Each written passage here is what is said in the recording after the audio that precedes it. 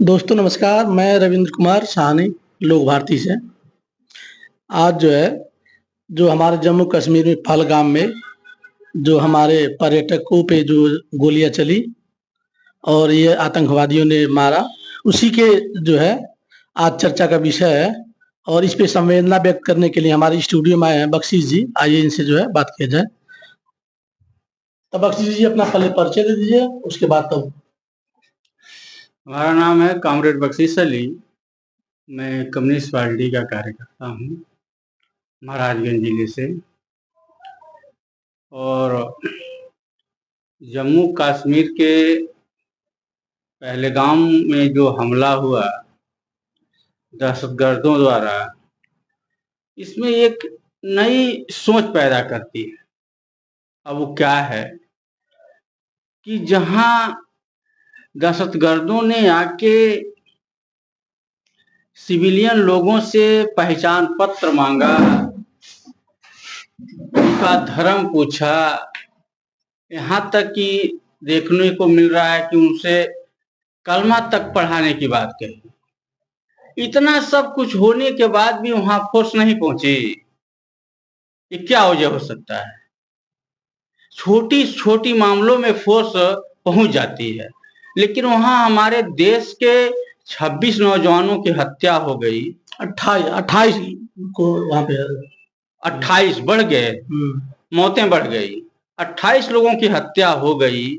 उसके बावजूद भी फोर्स मौके पर नहीं पहुंची। अब बताइए, ये सोचने का विषय नहीं है? सबसे पहले तो जो है एक धर्म, एक विशेष समुदाय की धर्म पूछ के गोलियां मारी गई।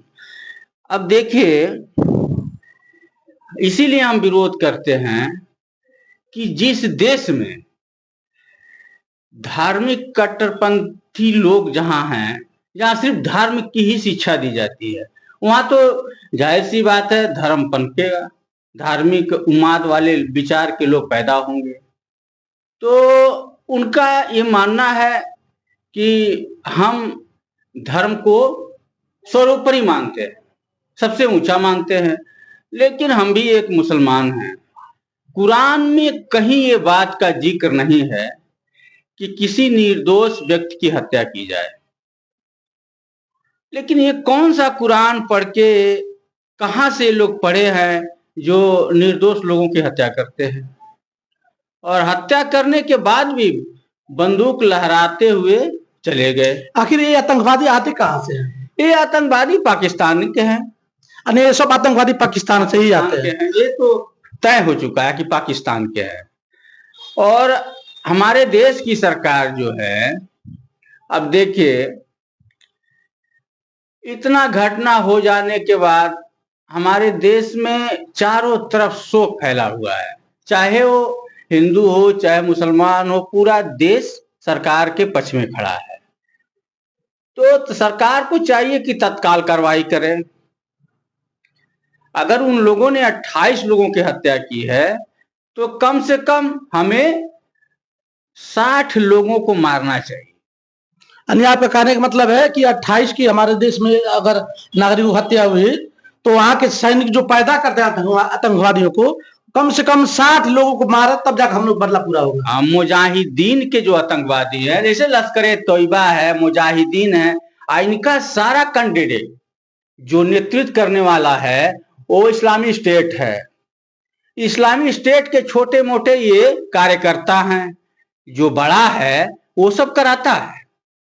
तो सरकार को चाहिए कि बिना हिचक, पाकिस्तान की औकात क्या है? वो हरामखोर गधे का मांस खाते हैं, अनाज नहीं है उस देश में खाने के लिए। यहाँ तक कि वहां का प्रधानमंत्री का बिजली का बिल देने के अपने आवास का पैसा नहीं है। प्रधानमंत्री का जो आवास है वो बिजली विभाग को बिल देने का पैसा नहीं है, और वो युद्ध करने की बात करता है। जिनके पास खाने का नहीं है वह युद्ध और जो है किसी देश को जो है भड़काने, चाहे धर्म से लेकर हो या किसी तरह की, इस तरह की वह जो अपना प्रोग्राम बांध करके यहाँ पे आतंकवाद फैलाता है। हाँ, वो बताइए, वो युद्ध की बात करता है जिसके घर में अनाज तक खाने का नहीं है। हमारे देश में जितना अनाज जानवर खा लेते हैं, उतना पाकिस्तान में पैदा नहीं होता है। अगर अपने देश से युद्ध हो जाए तो कितना समय पाकिस्तान टिकेगा? वो कुछ टिके उकेगा नहीं। ये हिल्ला हवाली दे के जो सरकार 75 गो मीटिंग करके सरकार, हमारे देश की सरकार उनको छुपने का मौका दे रही है। वो छुप जाएंगे। उनको तत्काल आक्रमण करके, तत्काल हमारे सिविलियन लोगों की जो हत्या हुई है, तत्काल आक्रमण करके, उन पर आक्रमण करके तत्काल हिसाब चुकाव कर लेना चाहिए, उनका बदला लेना चाहिए। तो और क्या। अब इस तरीके से हम पूछेंगे कि कौन कौन मारा है, अरे भाई साहब जाहिर है कि पाकिस्तान ने आतंकवादियों को पनाह दिया।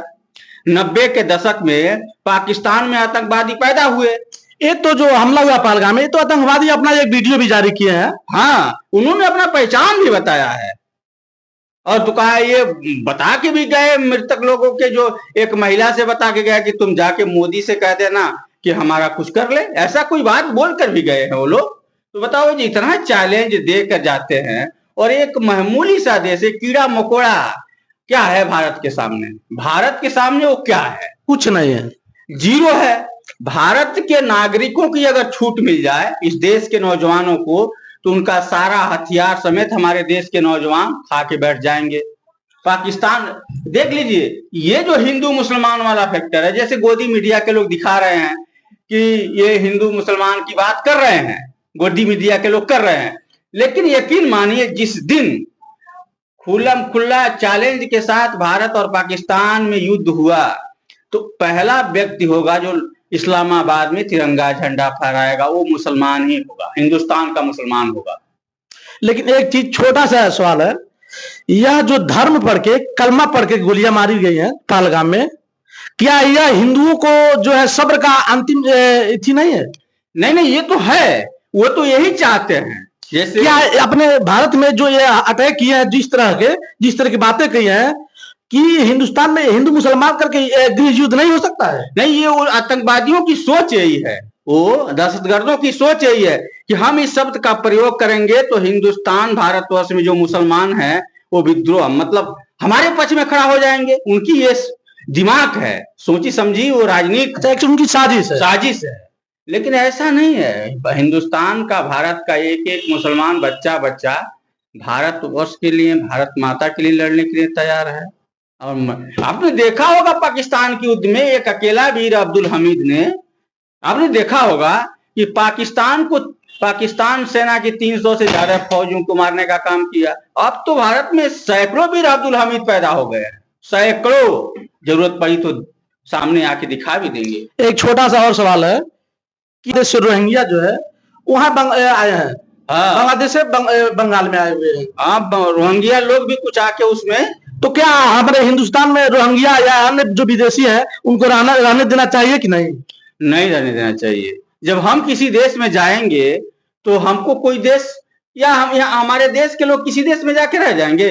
किसी भी देश का ऐसा नियम है कि विदेशी आकर अपना जो है नागरिकता ले ले और वहां रहे। तो बताइए, तो हमारे देश में कैसे आकर वो लोग रहेंगे? रह गए, और वही लोग हमारे जान के दुश्मन हैं।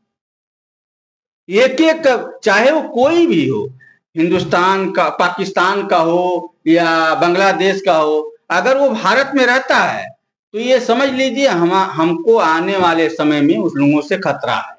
क्योंकि इन दहशतगर्दों ने साबित कर दिया है कि तुम, जैसे लोग कहते हैं कहावत में कि सांप को दूध पिलाओगे तो काटेगा जरूर, तो ये वही सांप हैं। जितने भी रोहिंग्या है ये सब सांप के ही बराबर है, सब सांप के बराबर है। ये कोई धर्म वरम का प्रचार नहीं करते हैं, ये कोई धर्म वरम नहीं है। किसी के निर्दोष आदमी की हत्या कर देना है, कहाँ का धर्म है? आप पूरा कुरान पढ़ के देख लीजिए, कहीं इसमें लिखा उखा नहीं है। ये सब अपना वर्चस्व कायम करने के लिए, ये डरा धमका कर अपना राजनीतिक रोटी सेकने के लिए ये अलग अलग संगठन बनाए हैं। सब 50 संगठन है पाकिस्तान में, और सब इसी एजेंडे पर काम करता है। निर्दोष लोगों की हत्या करो, दहशतगर्द फैलाओ, अपना जुल्म ढाओ, यही तो करते हैं ये लोग। ये जो करते हैं इसका परिणाम पाकिस्तान में आप स्वयं देखते हैं कि पाकिस्तान के लोगों का क्या दशा है इस समय। पाकिस्तान के लोगों, जहां देखिए, जहां साइंस पढ़ने वाले लोगों की संख्या कम होगी, धार्मिक उन्माद फैलाने वालों की संख्या ज्यादा होगी, वहां तो खाने के लाले पड़ेंगे। क्योंकि पाकिस्तान में कौन ऐसा है, हम देखे हासिम राजा का बयान सुन रहे थे, राजा हासिम का, वो हरामखोर हंस रहा है मीडिया के सामने पूरा हिंदुस्तान में लोग आंसू बहा रहे हैं, और जो पत्रकार पूछ रहा है, वहां का प्रवक्ता है, राजनीतिक प्रवक्ता है, वो हंस रहा है। पाकिस्तान का एक मीडिया का लोग सवाल कर रहे हैं कि हाशिम राजा आपने ऐसा क्यों करवाया, आपके देश के लोग क्यों ऐसा करवाए, तो हंस रहा है। इसका मतलब क्या हुआ? वो लोग खुश हैं कि हम खूब मार रहे हैं। अरे पाकिस्तानी खुश है तभी ना हंस रहा है वो। तो आप लोग देख रहे हैं लोक भारती में, यह जो है लोक भारती का फेसबुक पेज है। इस पे जो है आज पहलगाम में जो कायराना हरकत आतंकवादियों ने किया है, उसी के पेज जो है बख्शीश अली जो अपना जो है